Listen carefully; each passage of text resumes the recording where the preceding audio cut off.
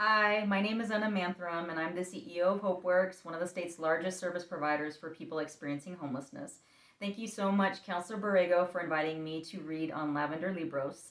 I'm particularly honored because I'm a published author myself, so I've done so many readings, so this is a joy for me. I'm going to be reading Grandfather's Journey by Alan Say. This is one of my favorite childhood books, and one of my favorite books that I read to my kids when they were little.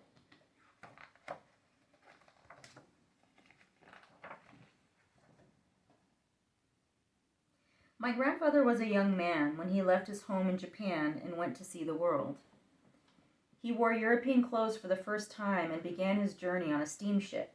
The Pacific Ocean astonished him. For 3 weeks he did not see land. When land finally appeared, it was the New World. He explored North America by train and riverboat and often walked for days on end. Deserts with rocks like enormous sculptures amazed him. The endless farm fields reminded him of the ocean he had crossed. Huge cities of factories and tall buildings bewildered and yet excited him. He marveled at the towering mountains and rivers as clear as the sky. He met many people along the way. He shook hands with black men and white men, with yellow men and red men. The more he traveled, the more he longed to see new places and never thought of returning home. Of all the places he visited, he liked California best. He loved the strong sunlight there, the Sierra Mountains, the lonely seacoast. After a time, he returned to his village in Japan to marry his childhood sweetheart. Then he brought his bride to the new country.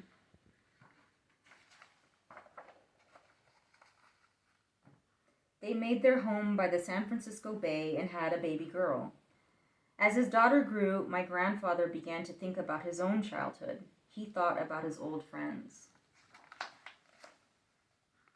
He remembered the mountains and rivers of his home. He surrounded himself with songbirds, but he could not forget. Finally, when his daughter was nearly grown, he could wait no more. He took his family and returned to his homeland.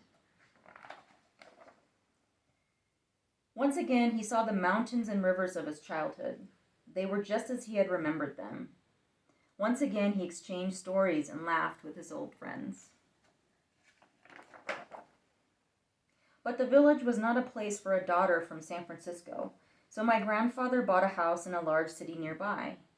There, the young woman fell in love, married, and sometime later, I was born. When I was a small boy, my favorite weekend was a visit to my grandfather's house.